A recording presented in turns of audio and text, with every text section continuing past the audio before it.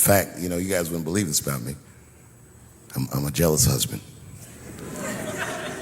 It's true. Yeah, let me tell you something. One time I thought my wife was cheating on me. Yes, nigga, yes. That was one of the worst days of my fucking life. I couldn't take it. And I'm embarrassed about it now, but I can talk about it. You know what I did? It's fucked up, but I did do this. I waited. I waited for her to fall asleep. And when I waited a long time, she's Asian. I couldn't tell if she was asleep or not. I was looking at her.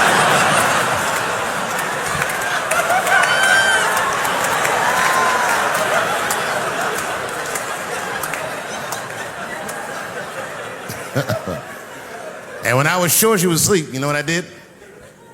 I stole the iPhone, took it downstairs and started trying out passwords to see if I could open it. I couldn't figure out the password. Then I remembered it's iPhone. This shit has facial recognition. I was just like, oh. And that shit opened right up.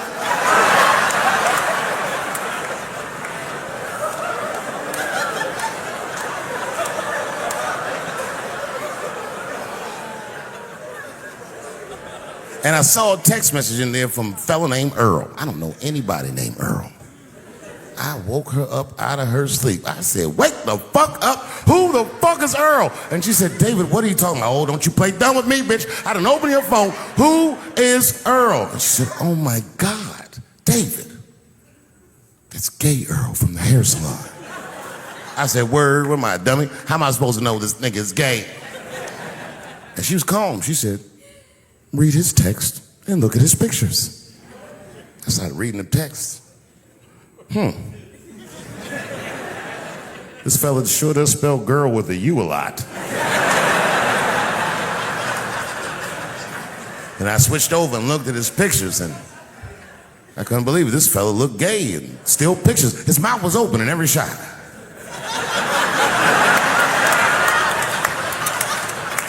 And then I knew she was telling the truth. And then I felt like dumb. I said, I'm sorry. I'm sorry. Okay, I'm sorry. Here, take your phone. I'm sorry. Just go back to sleep. I'm sorry. I guess I just been insecure because all this cheating I've been doing. Good night.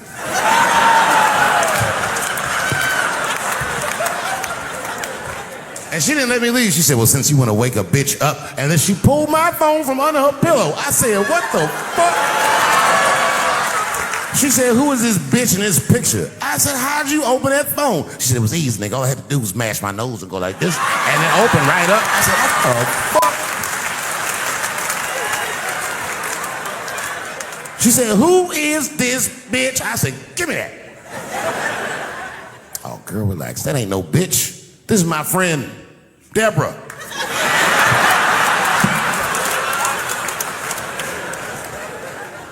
I'm gonna close the night with a long story. Do you mind?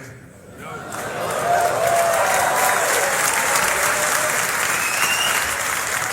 All right, it's a long one, so pretend that I finished, because I gotta go get a cigarette, all right? I'm not done, but just act like it. I would prefer staying in the Oceans for acting. Thank you very much. Good night.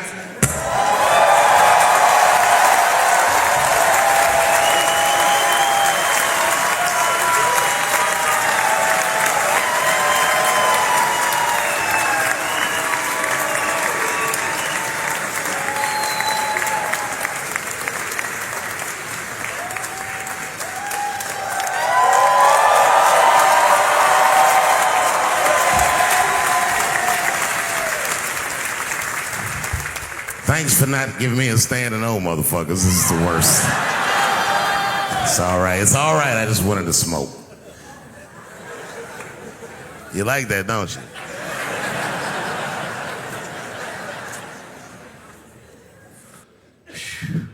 Okay. Before I did Killing Them Softly, when I was 22, HBO gave me the biggest opportunity of my life at that time. They gave me a half-hour special, but this shit was not like a special, you know what I mean? It was like, it was generic. It didn't even have a title. It was just Dave Chappelle. And I shot it in San Francisco at a place called Broadway Studios, which is on the second floor of a building. And beneath Broadway Studios It was a nightclub. And the special was only supposed to be 30 minutes. And I got ready, I practiced, I did all the shit I was supposed to do. And the night that I taped, 20 minutes into my 30-minute set, I'll never forget this, music started blasting from the nightclub underneath. You could hear it real loud, and it fucked my whole show up, and I was devastated. I was a young man. I really believed in what I was doing, and I thought that my dream had been killed. So when I got off stage, I ran down the steps to the alley behind Broadway Studios and where the control trucks are parked, and I kicked that motherfucking door open, and I started yelling at all the producers. I was nobody in show business, just a guy that believed in us. I said, man, you fucked everything up. That fucking music, what the fuck were you thinking? And there was a guy who was a big-time producer, I ain't saying no names, and he stood up, and he said, hey, kid, sit the fuck down. He said, we didn't ruin anything. He said, we made a deal with that nightclub to not play music, and they didn't honor the deal. And I said, who didn't honor the deal? And he pointed to a guy. I'll never forget it. It was an old white man sitting in the Ford Taurus by himself. And he said, that guy right there. And I didn't waste no time or ask no questions. I went to that Ford Taurus, and I beat on that window, and I said, open the door, motherfucker, I want to talk to you. And that old man looked at me for 1 second and wisely drove the fuck off. And left me in the alley cussing at anybody who would listen. And 2 minutes later, literally 120 seconds later, couldn't have been any more than that, the doors of the kitchen in the alley of that nightclub underneath Broadway Studios flung open.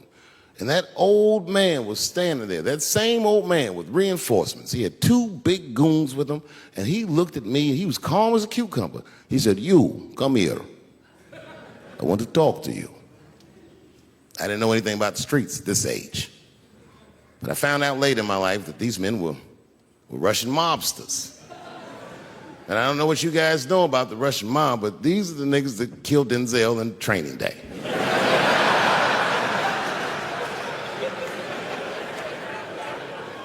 And all the producers knew what I was up against. They said, Dave, do not go in there. And I said, fuck y'all. And I walked right into that kitchen, and they closed the doors behind me, and it got dark as fuck in there. And I knew, I'm not dumb, I knew I was in a bad situation.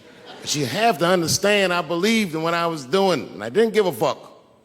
Just kept cussing at these motherfuckers, telling them how they ruined my life. And that old man couldn't believe that I was talking all this shit. And as soon as I took a breath, he stopped me gently. He said, hey, kid, listen. Your friends lied to you. He said, we made a deal, but your friends never paid me. And when he said that, I realized I was locked in a kitchen.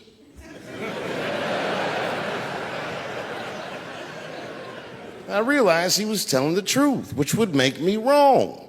And the very moment that I realized I was wrong, for the first time, I was afraid. You see, it's a funny thing if you believe you're absolutely right. You can get drunk off the feeling of how right you are. That's why gay people are so mean.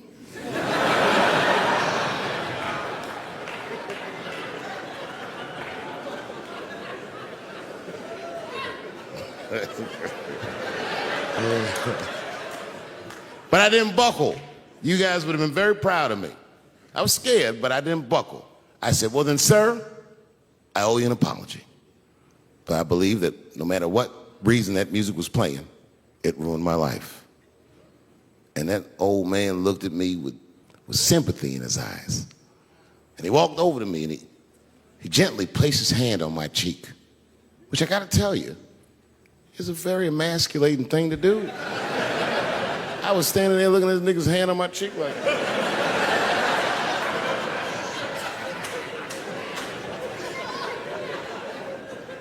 and he said, you are a real man. And he tapped me on my cheek. Real soft. Just like that. The doors opened back up. The light from the alley flooded into the kitchen. and I just walked out alive. I lived to fight another day. And in that moment, I learned one of the most valuable lessons of my life, and I have to share it with you. And that lesson is this. In your life, in any given moment, the strongest dream in that moment wins that moment. I am a very powerful dreamer. Yeah, I'm not lying.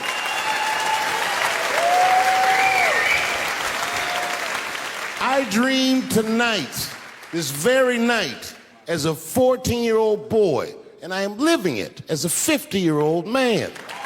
My dreams are very strong. Today, I walked all around Washington. I used to be poor in this city, and all day people just said, hey, Dave, like they knew me personally, and I felt like I knew them. And I say to myself, my God, Dave, what a powerful dream. But then sometimes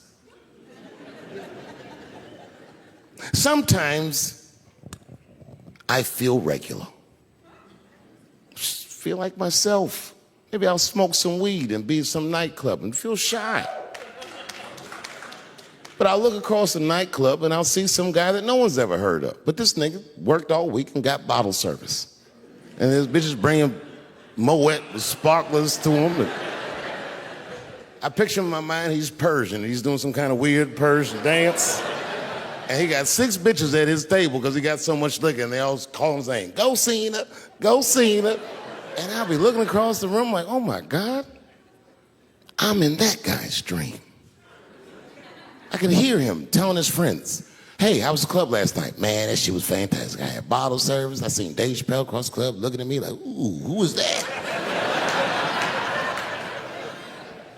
And that's the trick to life. You have to be wise enough to know when you were living in your dream. And you have to be humble enough to accept when you're in someone else's. It's why I don't judge between Will Smith and Chris Rock. Because you guys look at them as big ideas, but I look at them as fellow dreamers.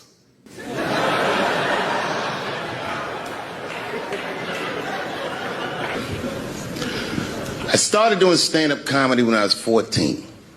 I'll never forget the first time I was on stage. The guy that introduced me was a guy named J.T. Newton. I'm 47. I can close my eyes and remember the introduction like it was yesterday. It went like this. Ladies and gentlemen, this next young man coming to the stage is starting his comedy career tonight. Who knows? We may be witnessing the birth of a star. Please welcome David Chappelle.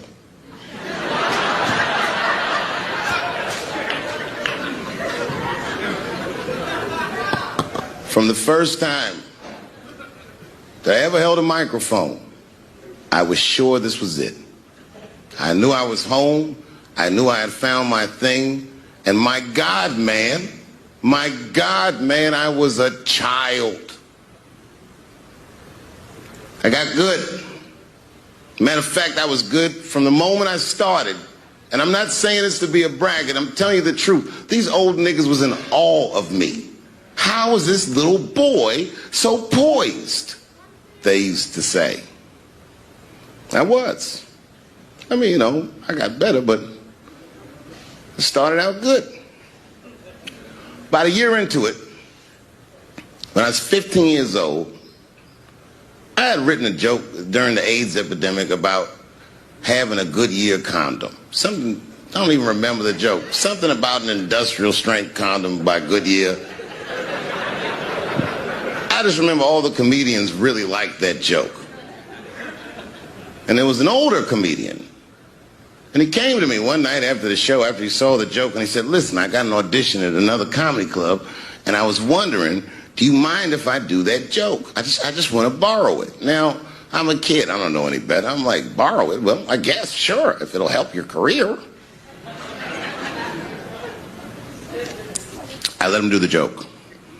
And then weeks later, I was waiting to go on at a comedy club, and he went on before me, and he did the joke.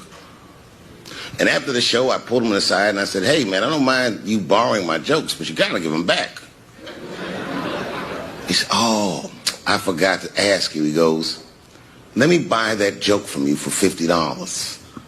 And I said, man, I'd do it, but I'm just starting out. I need all the material I can get. The idea being that the more material I can accumulate, the faster I'll be able to make money for my work. I said, I can't do it. I want my joke back. I'll never forget this. Remember, I was a 15-year-old child. This guy was a grown-ass man. He stood up over me so I could see how big he was. And he said to me, really? I can just take it. And he did. I got scared because I was a child. But I never forgot that. I never forgot that. I was 15 years old. I'm 47 now. I think about this guy all the time. When I look at my own kids and I see how young and innocent they are, I can't believe someone did that to me. And I don't think about it every day because that was the worst thing that happened to me. I think about it every day because that was the first time that someone ever did that to me. But in my career, it has happened many, many times since, where someone would intimidate me or scare me and take something that I believe was mine. I'll tell you another story. Now I'm 18 years old. I'm living in New York City, and I just finished my first road tour, which was a very difficult tour. I'll spare you the details. Now I'm back in New York, but my rent is paid, thank God. And I have $60 to my name, and a woman that I had met in Pittsburgh, a bad Dominican bitch,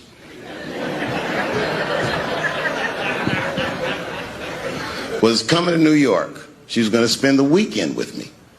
I couldn't wait for her to get there. She was coming that evening. But remember, I only had $60 for a whole weekend to entertain a bad bitch.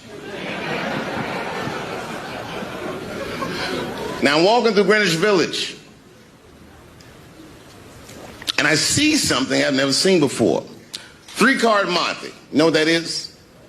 Yeah, the guy had the whole thing. The table was set up, and he had the 3 cards, and the crowd was hooting and hollering, and he was like, find the red card, find the red card, and people were playing. Sometimes they win, sometimes they lose, but it was really exciting, and I'm standing there watching it, and I noticed while I'm watching them play this game that the red card, the one you're trying to find, had just a little bend on the corner. And I'm watching it, and I'm like, yo, this guy doesn't seem to know that red card is bent. I'm going to beat this motherfucker. And I walked up to the table, and I said, let me play a hand. And I put my last $60 on that table, and he starts to shuffle and find the red card, find the red card. And I kept watching that bent card go around the table, make sure I kept my eyes on that bent card. And when he stopped shuffling, and he said, find the red card, I pointed to it with confidence. Here it is right here. And he flipped it over, and it was black. And he took my money. I couldn't fucking believe that. How did this nigga do that? Was that magic or sorcery? I was confused. So you know what I did? I sat there and I watched him for a real long time play the game. And I realized that all those people who was doing all that hooting and hollering and betting, my God, they were his friends. They were in on the whole thing. I felt so wronged. I felt so stupid. And then the next sucker came up to the table and was about to put his money down. And I said, fuck that, man. Don't put your money there. All these niggas is in on it. It's a trick. And when I said that, the guy that was dealing, and this motherfucker was huge, snatched me up by my collar. Feel how strong he was when he grabbed me. I was a skinny little guy. And he was going to maul me. The only reason he didn't, I'm sure, is because he saw the fear in my face. And that fear, he looked at me. I saw his eyes go from hard to soft. He softened. Then he looked at me like the way a father would look at a child. And he said to me, young man, don't ever come between a man and his meal. I never forgot that either. Most niggas would have to run the streets for years to learn a lesson that profound. It took me 2 seconds. Never get between somebody and their paper. Taking a man's livelihood away from him is akin to killing him.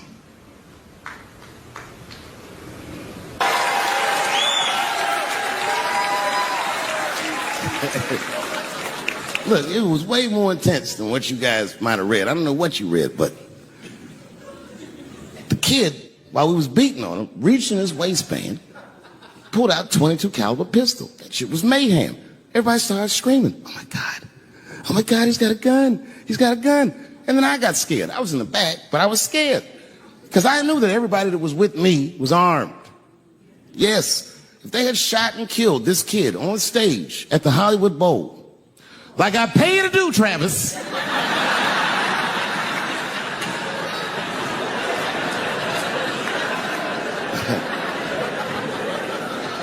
But Travis G'd up. Travis wrestled the gun out of the kid's hand, and then he took it like this and tried to chamber the round, and he couldn't. So he pulled the trigger, and it wasn't a gun. A knife blade popped out of the front. I guess this kid was going to stab me. Some scary shit. So the next night, even though I didn't have a show, I said, I got to get right back on stage. And I went and did a show. And someone in the audience screamed out, Dave, what happened with the attack? And I didn't know there was journalists in the room. All I said was that this nigga had a knife that identified as a gun. I got 6 more weeks of bad press for that joke. I didn't even do nothing to this nigga. That's not right. That was not right. And then the New York Post went to the jail and interviewed my attacker like he was some kind of hero. And I read that interview. It turns out the entire attack was my fault. Yes, I triggered him. I didn't mean to. I had done jokes about the homeless. It turns out this young man was homeless. And I mean, there's no way I could have known this. But I will say, for a homeless guy, this nigga had incredible seats.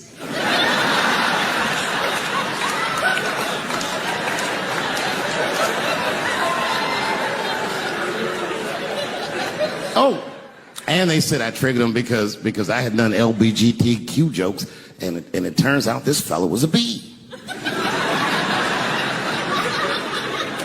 That was the headline in the article. It said, Dave Chappelle's alleged attacker is bisexual. I said, alleged attacker? This motherfucker definitely attacked me. I'll show you the tape. He's allegedly bisexual. I'm going to need to see him suck somebody's dick before I believe the rest of this article.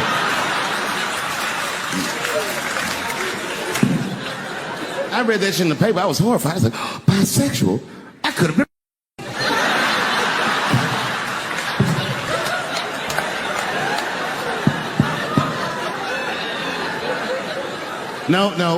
No, you know what though? It's not funny because after all that madness ensued, I went to the hotel room. I was by myself and I opened the door and my wife was in there alone. She was sobbing, like sobbing.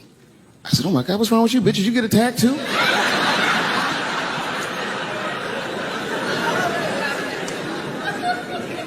And she's crying, and she said, oh my God, David.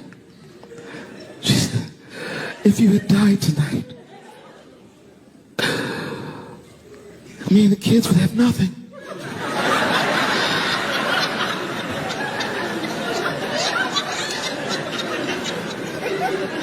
Then I knew it was serious.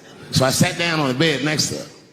And I reached in my pocket, I pulled some keys out that she had never seen before. She said, what are those keys? And I gently placed them in her hands. I said, sweetheart, those are the keys to my safe deposit box. God forbid anything ever happened to me. But if it does, Don't even worry about it. You and the kids have everything you need in that box. I've already taken care of it. And she was looking at them keys, and I could see her mind realize what we were actually talking about. And then she just started crying harder. And to be honest with you, that made me cry a little bit too. And we hugged each other real tight.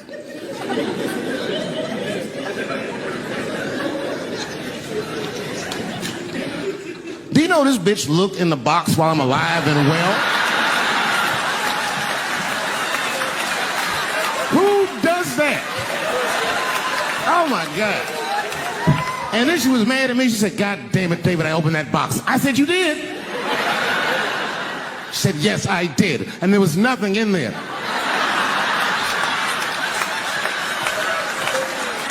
I said, nothing? Oh. She said, nothing except your stupid joke book. I said, whoosh. She said, well, sweetie, look. If you tell those jokes exactly how they're written, you and the kids should be fine. They're really good jokes.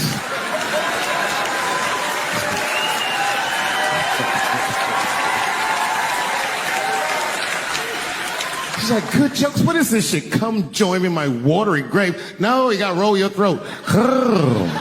Join me in my watery grave.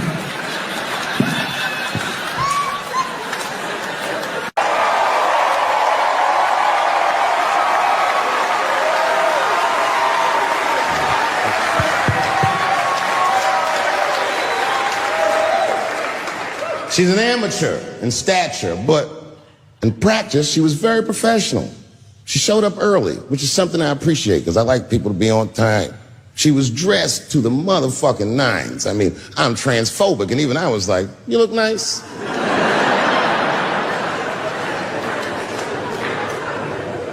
Went up on the stage with all the swag of a professional comedian, grabbed that mic and walked right down the middle and looked at the crowd like a gangster.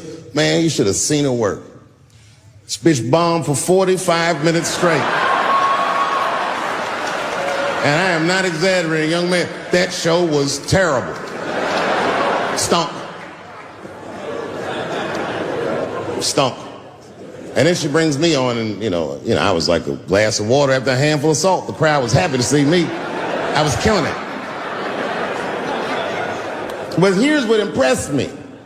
Any other comedian I've ever seen, if they had bombed as bad as she did, would have snuck out of the back of the theater and went home and cried or something. And she didn't do that. Not only did she not leave, she found a seat right up in front.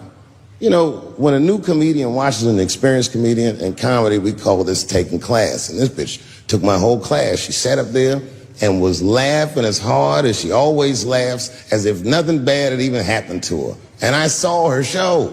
Something bad happened to her.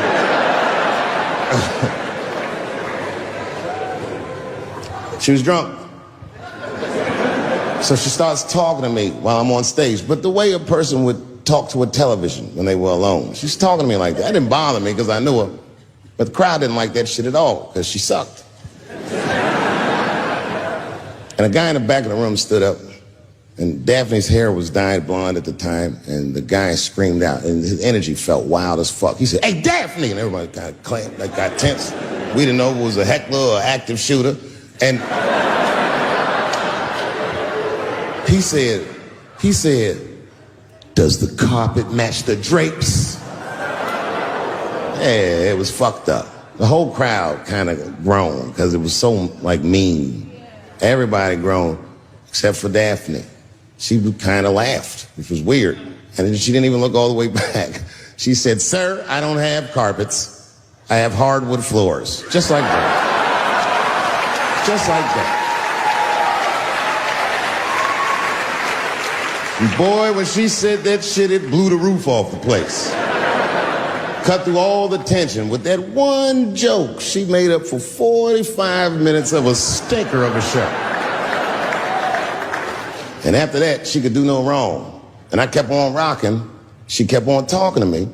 And then the show became something cooler than a show.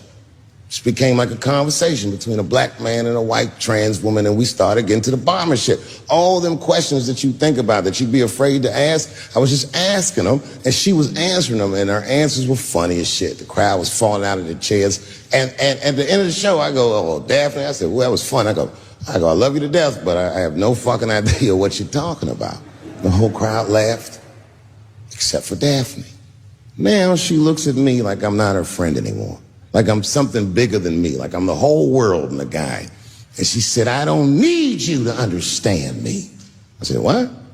She said, "I just need you to believe," just like this, she goes, "that I'm having a human experience." And when she said it, the whole crowd kind of gasped. And I gave her the Fight Club look. I said, "I believe you, bitch." Because she didn't say anything about pronouns. She didn't say anything about me being in trouble. She said, "Just believe I'm a person and I'm going through it." You know, I believe you because it takes one to know one.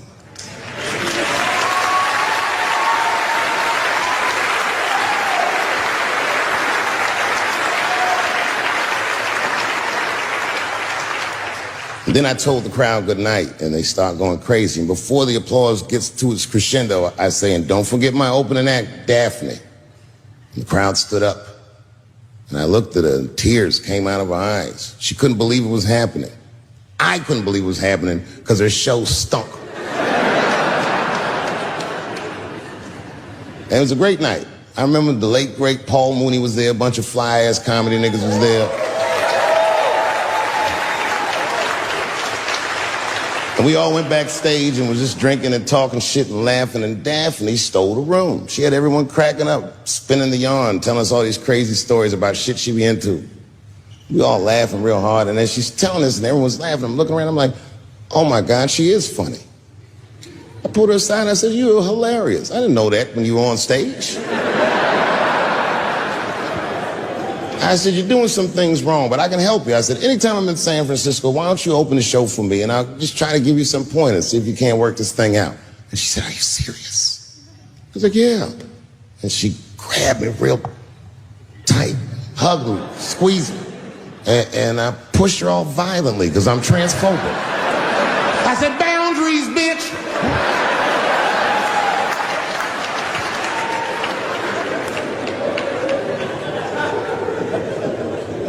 When Sticks and Stones came out, a lot of people in the trans community were furious with me, and apparently they dragged me on Twitter. I don't give a fuck because Twitter's not a real place.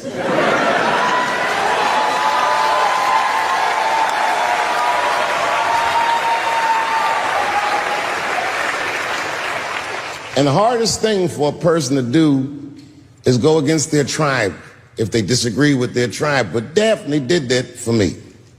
She wrote a tweet that was very beautiful, and what she said was, it was almost exactly what she said. She said, "Punching down on someone requires you to think less of them. And I know him, and he doesn't. He doesn't punch up, he doesn't punch down, he punches lines, and he's a master at his craft." That's what she said.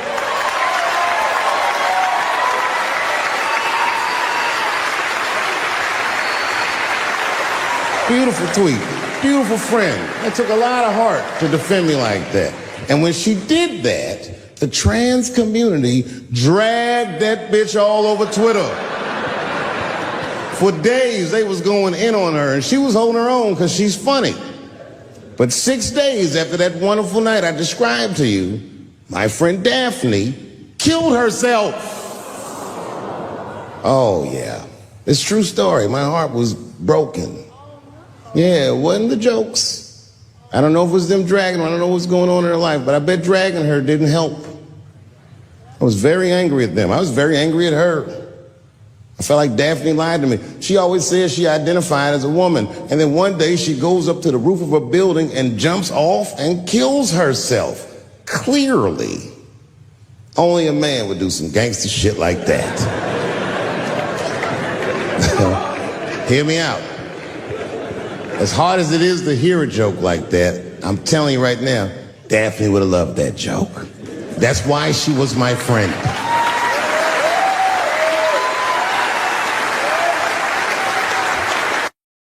Well, I have some very bad news for the people in the front rows. I heard that some of you paid as much as $800 for your tickets. Sadly, I did this same show a couple weeks ago in Atlanta for $60 a head. Can you imagine? Nigga, you could have flown to Atlanta, got a hotel, had some dinner, and came back and you still have a little money left over, niggas. Paid way too much just to see me in this gay-ass neighborhood. All right, let me roll up my sleeves and tell these pussy jokes. Will told me to say there hasn't been this many pussy references in this room since Cats was here. Boy, I gotta tell you, man, I've been doing this set all week, and boy, I've been telling these jokes, and sometimes niggas look like they're in actual pain over the jokes. None of it's that bad to me, but I understand why it could hurt some people's feelings. So tonight,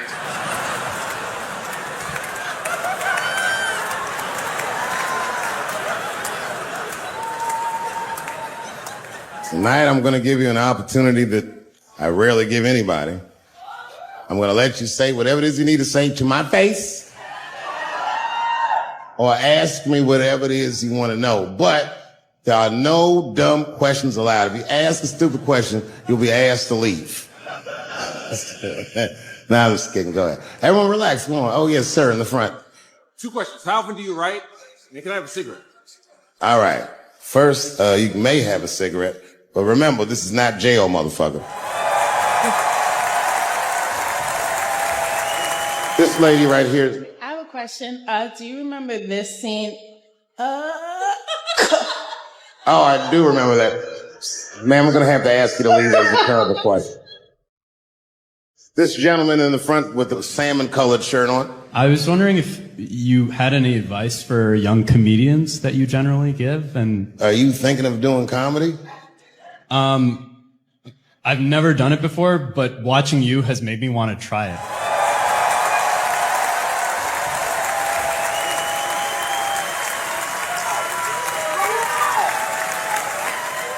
I don't know if that's an insult or not. It's a compliment. It's. I mean, niggas don't say I've never done brain surgery, but it looks a lot easier than I thought. I'm teasing. All right, here'll be my advice. Okay, I don't know how comedians start nowadays, right? But what I would suggest is just start. And once you start, you can't really stop, no matter what happens, no matter how bad it gets, no matter what people say. You know what I mean?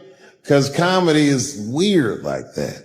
You know why I hate watching other comedians do comedy? Not because I hate other comedians, but because I love comedy so much. It's like watching somebody else fuck your girl. And I say, fuck her better than that. Yes, you on the aisle up there, the lady with the long, yes, you standing up, I see you. My favorite book of all time, The Narrative of the Life of Frederick Douglass. That guy with the baseball hat. Marry, fuck, kill, Michelle, Rihanna, Oprah. Wait, who's Michelle? Oh, Obama. Well, sir, you're putting me in quite the pickle. I can't say I'll fuck Michelle Obama. That's insane. Well, I guess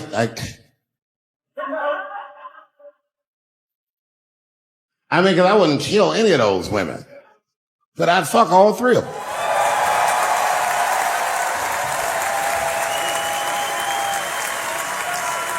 The gentleman in the blue Oxford standing up. Tell us a story with Charlie Murphy.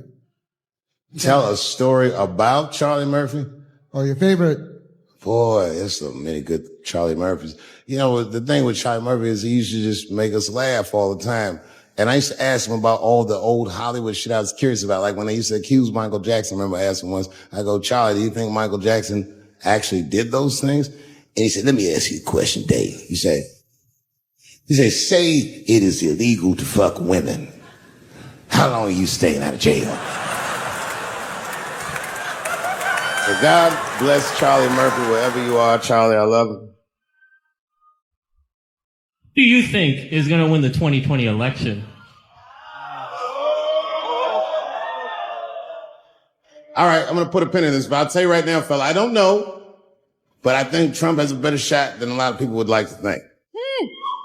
I'm just saying it all depends on how the left talks.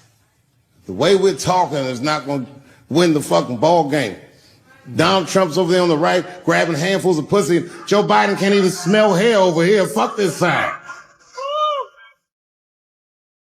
All right, man, go ahead. Thank you so much for this show. And How old are you? 25. 25? Yeah. Boy, don't let R. Kelly see you. He's gonna pee on you by accident. Oh, my bad. I thought she was 15. Yuck. I'm totally joking. I'm sorry. My question is there anything you've learned from another comedian that you feel like will stay with you for life? I tell you what, miss, that's a good question. Yes, is the short answer. A longer version of it is this. I was raised by comedians. I started doing stand-up when I was 14. The other day, I went to a comedian's funeral and I realized as we was putting this motherfucker in the ground that these people are at least as influential to me as my family. I rock with these niggas till the wheel falls off. We fight and we fuss and we are jealous of each other and we get mad at each other, but my life wouldn't have been what it was without each and every one of them. And I consider them my family. That's what. Still hadn't figured out exactly how to say what I wanted to say, but I was doing pretty good. And I was doing some Me Too jokes. And a woman stood up from the audience. She was crying. Clearly, it was a white woman. She says to me, she says, you can't say that. It's 200 seat room. It's a very small room. I'm like, what the fuck are you, like, miss, are you okay? What are you doing? She said, you can't say that. I said, yes, I can. It's my show. I'll say whatever the fuck I want. I was like, ooh, like this. And then she gets up from the table and she starts making a big, like, show, just pushing through the aisles and all this stuff. And there's like a curtain right before the front door. And she gets to the curtain and she's crying. This is fucking crazy. She says, I'm sorry I was raped. It's a fucking comedy club. That's like loud farting getting out of an elevator. Nothing funny can happen in here. Now I'm trapped in a room with this woman's fucking stink.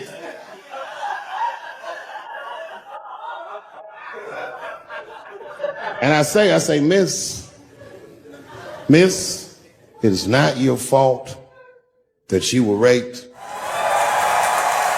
It's not mine either. Ta-ta, bitch, like this. Storms out. Now the room is very uncomfortable, but I managed to get the crowd back. But I'm like, a little traumatized. Same show. There's a trans woman sitting in the audience. This is a true story. This is like a few weeks ago. I did 6 shows that weekend. This trans woman came to 4 of them. Calls herself Daphne. Man, this chick Daphne was in there cracking the fuck up at everything I said about everybody. It was amazing. She was laughing, and it was fun to watch her laugh. You could tell she was letting go of something that was heavy, and she'd throw her head back, and she'd smile with all her teeth. She was having a great time. And the more fun she had, I felt bad, because I knew I had some trans jokes to unload. And I thought to myself, maybe I shouldn't say these jokes because I don't want to fuck her evening up. She's having so much fun. But then I thought to myself, well, if I can't say it in front of her, should I say this shit at all? So I let her rip. And to my surprise, Daphne laughed harder at the trans jokes than anybody in the room. In fact, everybody in the room would look at her to make sure it was okay. And I got off stage, I was in the dressing room. I was like, man, this is a fucking weird show. I'm sitting in the dressing room by myself, just trying to figure out, what the fuck just happened out there? Why is it that this one woman can't take any of these jokes and Daphne can take all of these jokes. So weird. And then I realized, Daphne used to be a man.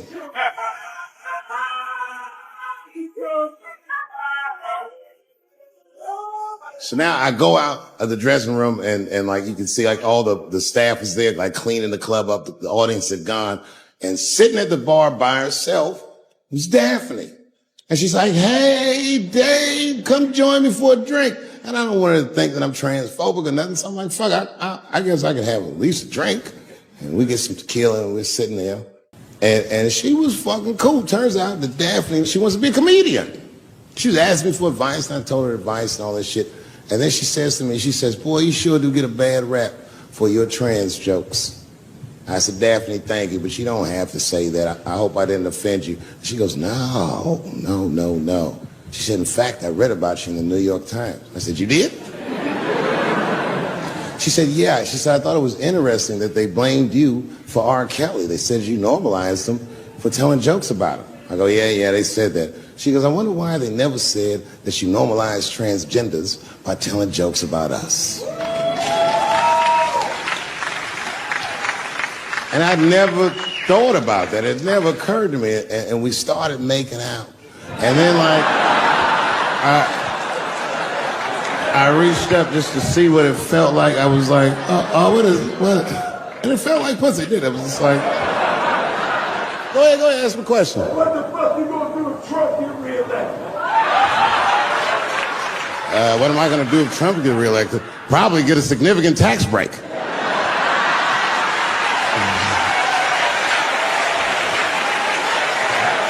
Hey, you want to know why I don't even talk about Trump in my show? Because that motherfucker is not the hokey pokey. He is not what it's all about. There's millions of people that put him in power, and the ideas that he puts forth are not his own. He's singing poor white people's greatest hits. So why the fuck would I worry about him and not the other millions? Really, you know who I'm gonna vote for next time if things keep going the way it's going is that gay dude. No, Mike Pence. It's a safe place where I could tell some jokes. And I find out that this comedian I know, Chris Tucker, who's in all those Rush Hour movies, I find out that Chris is in San Francisco too at some charity event. So I call him, I'm like, yo, I just saw you at some charity event. I said, I'm doing a show at the Punchline. Why don't you come by the club after your event? He's like, cool, Dave. I thought you was dead, nigga. I'll come by.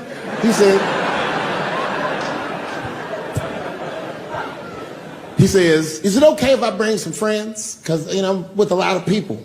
I go, man, you Chris Tucker. You can bring whoever the fuck you want. And then I show up to the club late that night. I walk into the dressing room, and sitting in the dressing room is Gavin Newsom, who at the time was the mayor of San Francisco, but now he's the governor of California. And sitting next to him was Kamala Harris, who at the time was the DA of San Francisco. Now she's the senator from California that's front-running on the Democratic ticket. And sitting next to her was Al Gore. It's fucking weird. And sitting next to Al Gore was the guys from Google, Sergey, and I don't know how to say these. All right. And it was Chris Tucker and Ben Jealous, who at the time was the president of the NAACP, who was all just at this big charity dinner, and Paul Mooney was drinking scotch. And we all was just in there. And, you know, first I was a little uncomfortable when we started talking, and we all got along really well. Well, at some point, Kamala Harris she says to me, she goes, you know, a friend of mine is announcing his candidacy for president tomorrow. I went to college with him. I'm like, what? I go, Barack Obama? She goes, you've heard of him? I'm like, yo, I just read about this dude. And she goes, yo, yeah, blah, blah, blah, we're talking. She goes, you know what? She says, let's call him on the phone. I said, what the fuck? And she picks the phone up and she dials and she's listening like this. And she goes, this is voicemail. And she gives me the phone. She goes, leave him a message. I didn't know what to say. I just said what you say to any black dude that's running for president. Stay low, running a zigzag pattern, this kind of shit.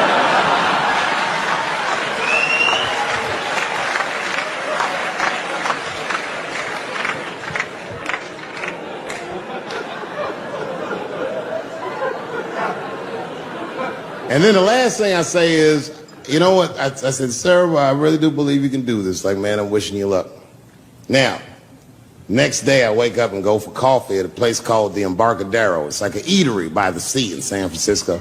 And I'm walking to the coffee shop, and there's a police line, and I can't cross the tape.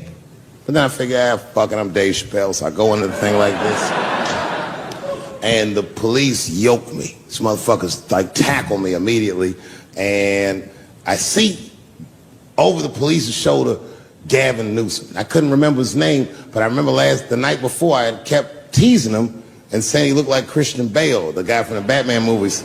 So I see him and I can't remember the name, so I'm just like, Batman, help!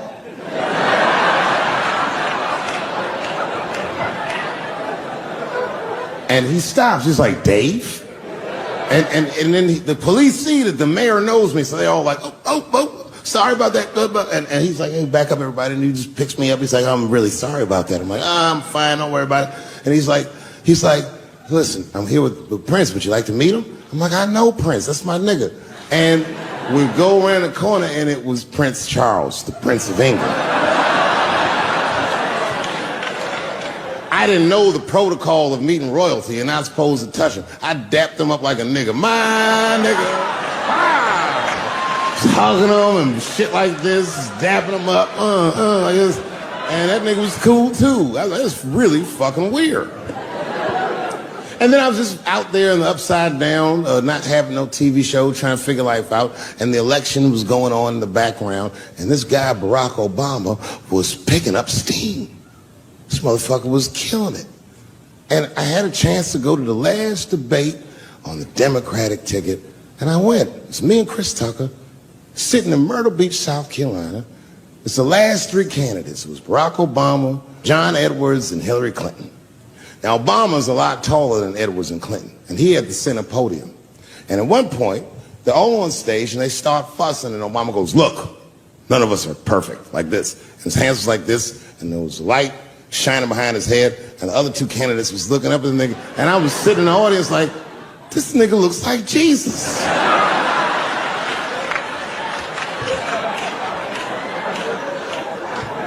And I realized in that moment that I was looking at the next president of the United States. I was certain of it. I couldn't explain it, but I knew what I was seeing. And I got really excited. And I'm not that kind of guy. I said, I gotta meet this motherfucker. So I stayed. They were all on stage doing interviews, and I just waited. I was waiting and waiting, and then John Edwards was done with his interviews first, because everybody knew he wasn't going to win.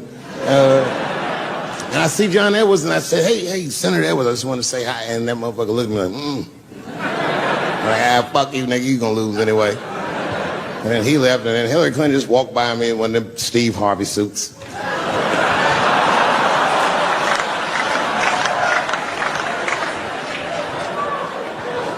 But Obama was taking forever.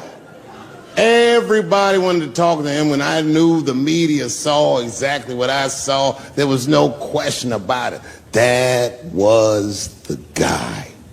I waited, and finally, must have been over an hour and a half, he finishes his last interview. He's like, well, thank you very much. Good talking to you. And he turns around, and we make eye contact. He sees me, and when he sees me, he looks over, he goes, Dave Chappelle. And Obama did me the same way I did Prince Charles. He dapped me up, and he like bro hugged me, and he pulled me in, and I'll never forget this. He said in my ear, I got your message. Thank you very much, New York City. And you know what I said? That's all I said. First of all, I'll tell you right now what I said. And I will tell you that this was not a joke. It's a true story. And I just happened to tell it. All right, what happened was I went to a gallery party, all right? I don't know who in here has ever been rich before, but these are very nice parties. Wine and cheese and ball of conversation. And there was a few eccentric types, one of which was a very wealthy man that happened to be wearing a dress. I don't know what you call him, this is a tranny or drag queen perhaps. Whatever it was, this is definitely a man.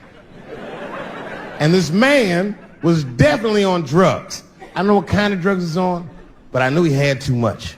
He didn't look good. It's like this, he's like, he looked sick. And all his friends were standing around him, concerned, trying to revive him. I don't know whether it looked like some kind of gay CPR. There was fanning and shit.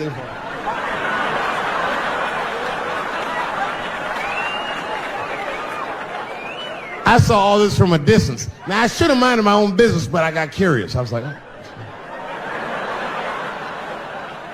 And I went over there. All I said, excuse me, gentlemen, is he okay? And then they looked at me like I was evil.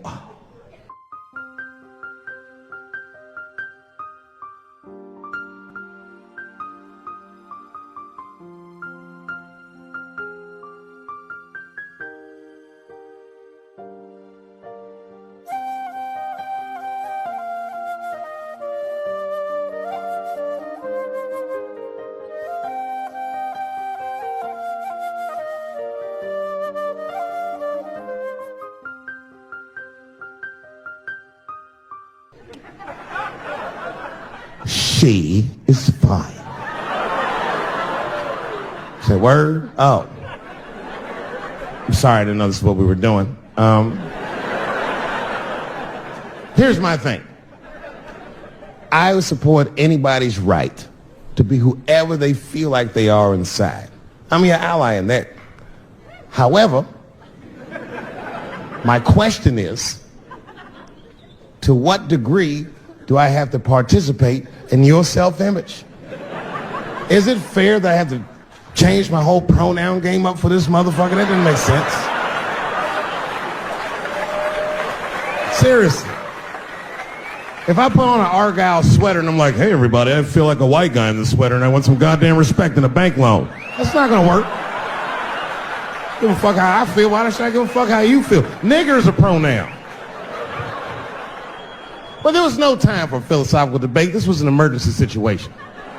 I said, fine. Sorry, guys. I was just worried because she looks terrible.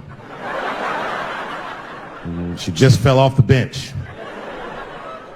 Appears that her dick is popping out of her dress.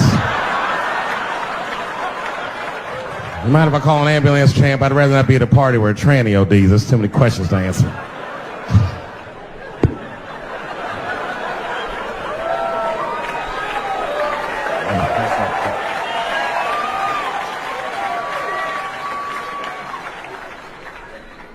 Okay, I've been through this before. I had a friend from high school. Now, in high school, this guy was a thug, Will, right? He was a fucking dope boy. He did it all. He's a wild dude. People used to be very scared of him. And then after high school, word on the street was he'd come out the closet.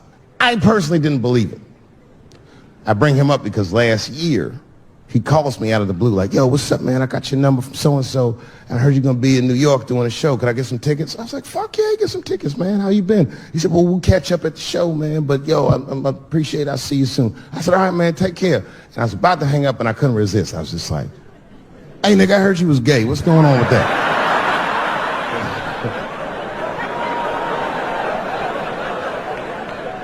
And I wish I didn't ask, because he sounded like he was dying to talk about that shit.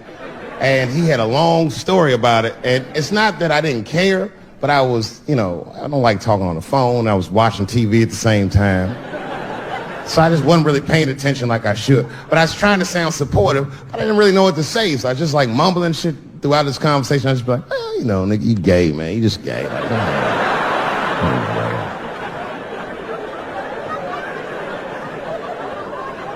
This went on for a while, and then finally I had to say something like definitive to get him off the phone. And I was like, hey, man, you know what? Don't let people get you down, all right? And the next time someone tries to make you feel bad about yourself, just remember, everybody fucks funny to somebody.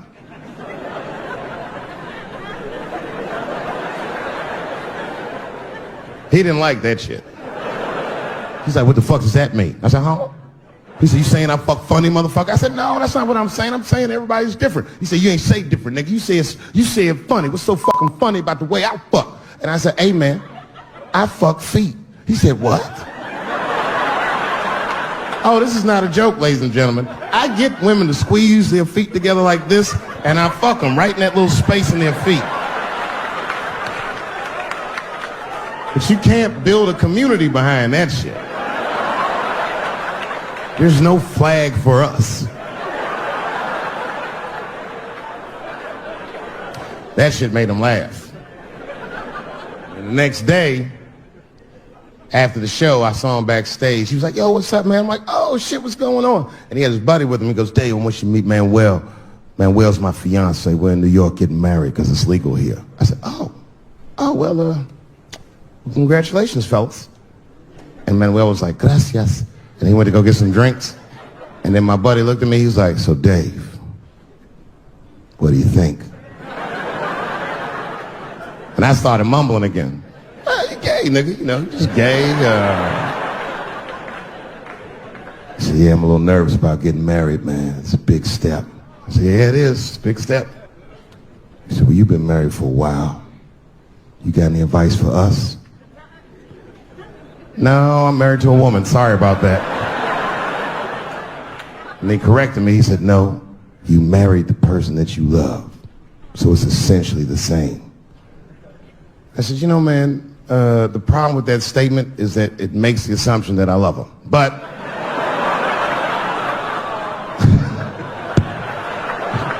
you guys lighten the fuck up. Of course I love my wife. She laughs at this shit. As a matter of fact, she eats and spends this shit. You know what I told him? I told him, I said, you know what you should do, man? First of all, you shouldn't do it. I'm talking about being legally married. It's not that you're gay as much as just legal marriage is a fucking diabolical leverage game in the United States. I'm just being honest. Devoid of religious significance or the idea of love, marriage is nothing but an awful contract that you shouldn't sign. I'm just being real. Because you start out loving each other, and then like 2 years later, you're just building a case against one another for a hypothetical court date that may or may not ever happen. You throw being gay on top of that, that shit is explosive.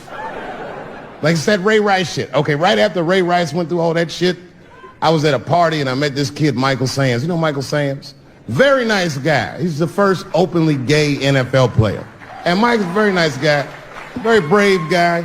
But when I met him, I couldn't help but thinking, now what's going to happen when Michael Samms beats his wife up in the elevator? Is that domestic violence, or is that just two niggas working shit out in the elevator? You know what I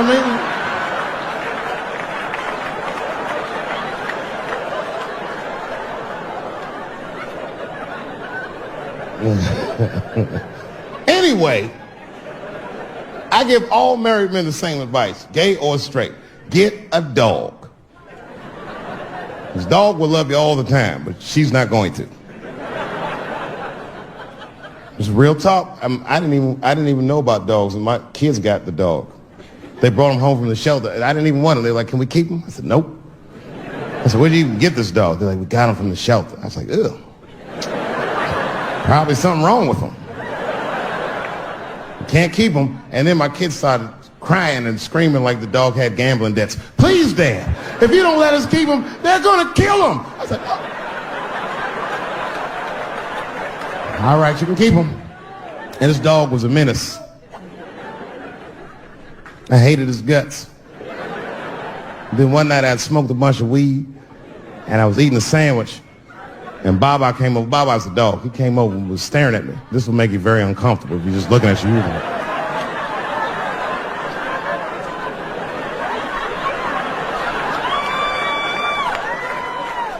I had to give him a piece of my sandwich so he'd go away. And that's how we became friends. Now, if you see me walking down the street with Baba, I ain't got no leash or nothing. He walks right next to me. If I stop, he'll stop. And if I go, he'll go. And all my friends are like, yo, Dave, that shit is dope. How you train Baba to do that shit? I've never trained Baba. Just a messy eater. If I drop food and Baba's not around, all I gotta do is call him. Baba! He's a black dude's dog, so he doesn't come right away. He peeks first to see what's going on.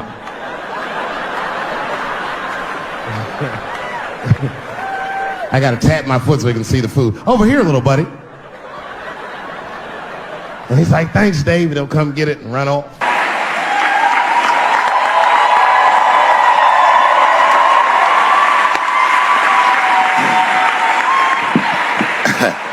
Man, I gotta tell you, when I was sitting here watching what all the other honorees have done with their lives, I started feeling like shit. Like, this is terrible.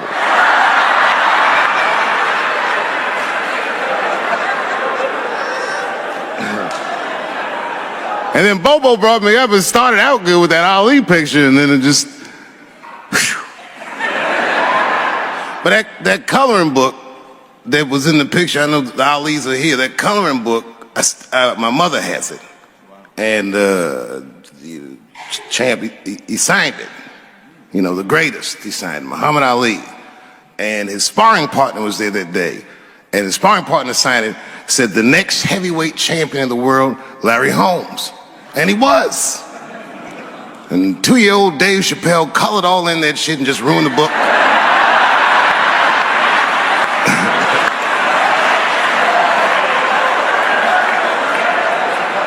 But I remember part of the book that I remember real vividly, because I asked my mother about it when I was a kid. There's a part where there's a picture of Ali throwing his Olympic gold medal into the Ohio River. That's why it's so weird for me being here. You know, both my parents were very brilliant. My dad went to Brown in 1955. That's right. He told me at the time he was one of 3 black students.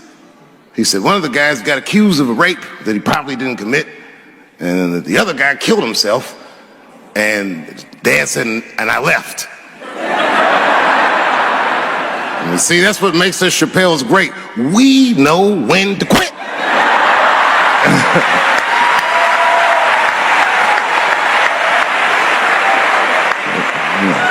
We all just live to fight another day.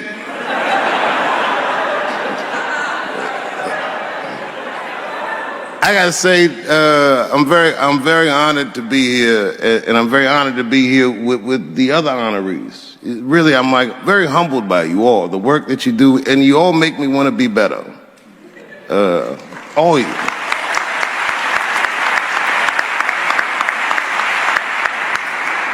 And you know, I was gonna stop doing stand-up for a while because 4 comedy specials in a year is like, that's a lot, you know.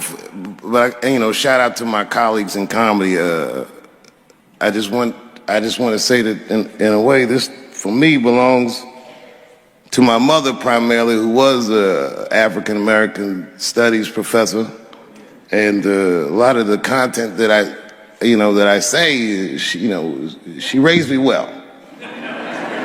I'm not an uninformed person.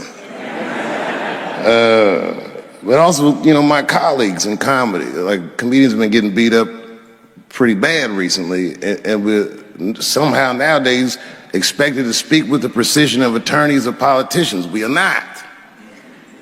I always think of James Baldwin. You know, James Baldwin was one of my favorite writers because he managed to tell white people what they feel like to be around.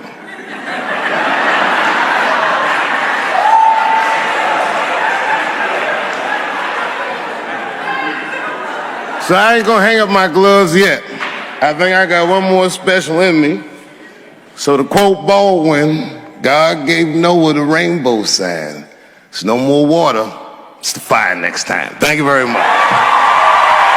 And so if you would, please join me in welcoming Dave Chappelle home again.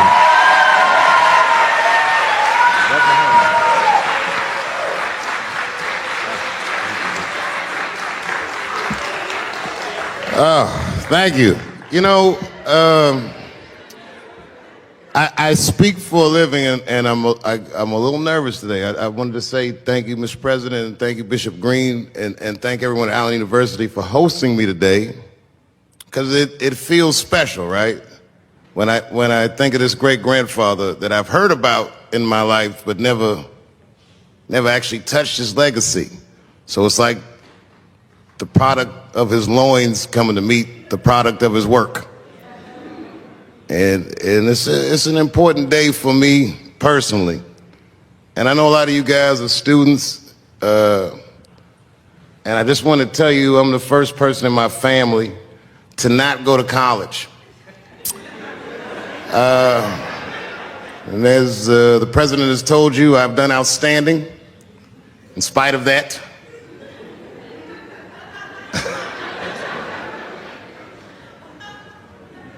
But one thing I did want to say, and one thing today just made me think about, for all the things that I've done, I'm most renowned for what I didn't do.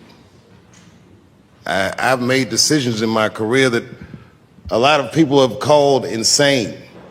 2004, had a $50 million deal on the table, and in a crisis of conscience, flipped the table over and walked away. Went to South Africa. Everyone said I was running away from the money. That is not true. In fact, I still want that money.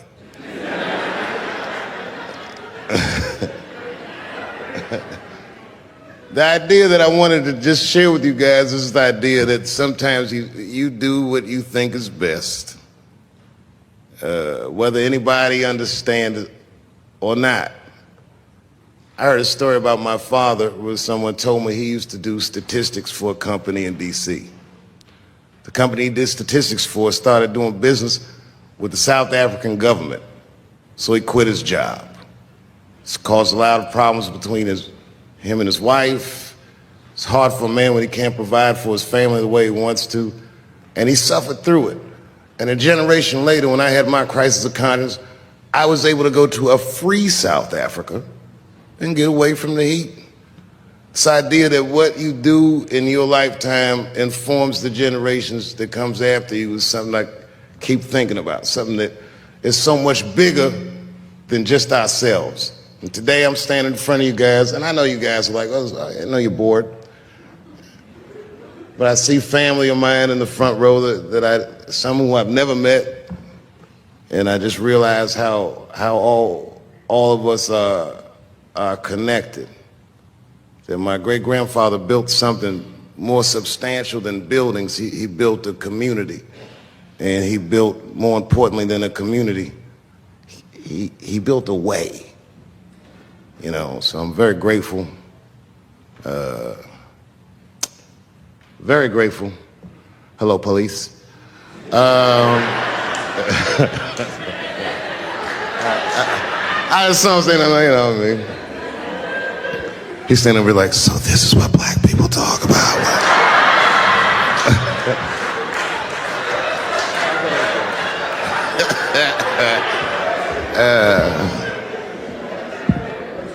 I just want you guys to remember, you know, that right now there's this thing where ethics aren't what they used to be. This idea that people are trying to replace the ideas of good and bad with better or worse. And that is incorrect. You got to keep your ethics intact because good and bad is a compass that helps you find the way. And a person that only does what's better or worse is the easiest type of person to control. They are a mouse in a maze that just finds the cheese. But the one who knows about good and bad will realize that he's in a maze.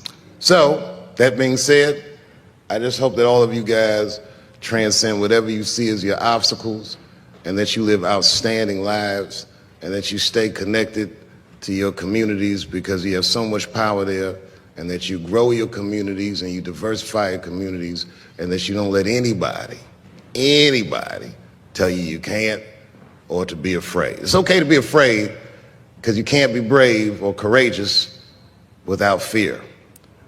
The idea of being courageous is that even though you're scared, you just do the right thing anyway. So in 2004, I walked away from $50 million, and in November, I made a deal for $60 million. So,